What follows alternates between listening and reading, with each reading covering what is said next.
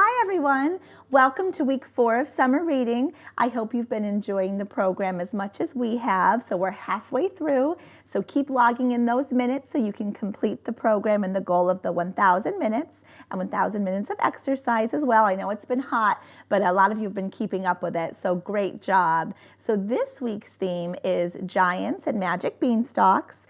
The story walk that will be up tomorrow, Tuesday, is actually a story written by local author Raven Howell, who lives in the Hudson Valley. Her latest is called Jack and the Beanstalk. It's a wonderful story that gives you a twist on that classic Jack and the Beanstalk. So come by and read that.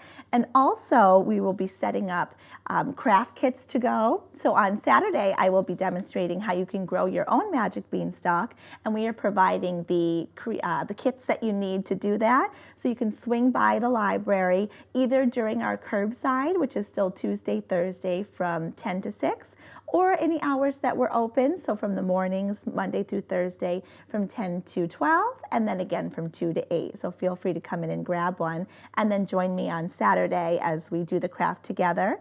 The story that I'll be reading today is called Backyardians and the Beanstalk, so I hope you'll join me as we read this today. Backyardians and the Beanstalk.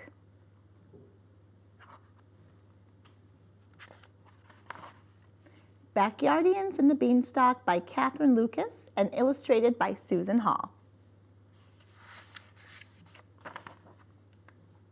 It was a beautiful spring day. Tyrone and Pablo were planting a garden.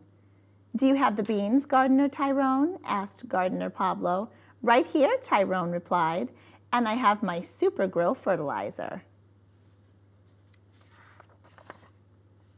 "Does that stuff really work?" Gardener Pablo asked. "I don't know. I've never used it before," answered Gardener Tyrone as he finished sprinkling his fertilizer. Gardeners Unica and Austin came over to watch. Suddenly, a beanstalk zoomed out of the ground. As it grew, the stalk thickened and sprouted leaves, beans, and curling vines. Soon it reached the clouds, high over the gardeners' heads. "Wow," said Gardener Tyrone, starting at his watering can. "This stuff works better than I thought." "Come on," said Gardener Unica. "Let's climb the beanstalk and see where it leads." Up, up, up they climbed. As they reached the clouds, the beanstalk became narrower and narrower. It began to bend and sway. "Help!" yelled Gardener Pablo as he lost his footing. Gardener Tyrone climbed to the top first. He lay down and leaned over, reaching out. "Grab hold of my hand," said Gardener Tyrone. He heaved his friends to safety one by one.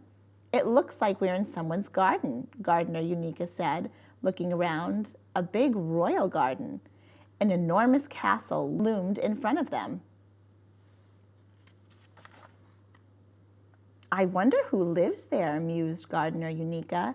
"I hope it's not began Gardener Pablo, but he was interrupted by thunderous footsteps. Someone was approaching. "Fee, fi, fo, furs," they heard. "I smell the smell of some gardeners." Just as Gardener Pablo was whispering "Hide" to the others, some giant black rocks bounced along the ground, causing the gardeners to slip and slide. "Watch out for those black rocks," Gardener Tyrone hissed. "Those aren't rocks," Gardener Unica said, her eyes wide. "It's a giant pepper. Run!" The 4 friends ran as fast as they could, but the giant pepper smelled so strong that the friends had to stop and sneeze. "Achoo!" Gardeners Austin and Tyrone blew themselves to the ground. The gardeners blinked up at a giant who stood looking down at them. "Are you going to eat us?" asked Gardener Pablo.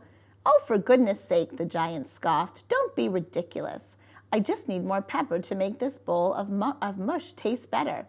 I sure am sick of eating mush, though." "Maybe you should try growing some fresh vegetables," suggested Gardener Unica. "They taste a lot better than mush." The giant looked intrigued. "Show me how to grow them," she demanded. "The least she could do is say please," muttered Gardener Pablo to Gardener Tyrone. They showed the giant how to plant a vegetable garden. They dug, planted, watered, weeded, and used the magic super grow fertilizer. The plants grew quickly. The giant watched them. "Gardening looks like hard work," she said with a loud yawn. Then her eyelids fluttered and she began to snore. "She made us do all the work," grumbled Gardener Austin in a low whisper. "And she never even said please or thank you," added Gardener Tyrone. "Let's get out of here," said Gardener Pablo. "But how? We can't reach the latch of the gate," Gardener Unica pointed out.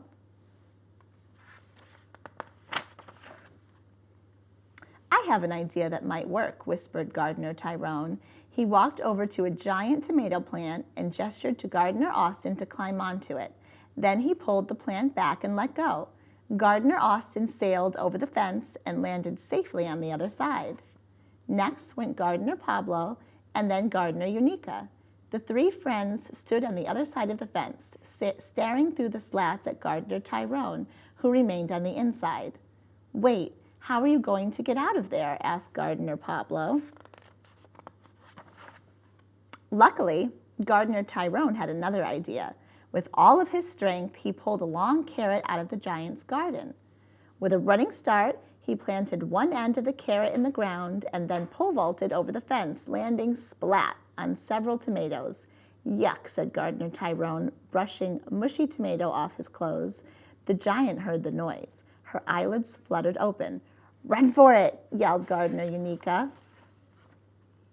They reached the beanstalk and quickly climbed all the way back down to the ground. But then they heard the giant tromping after them.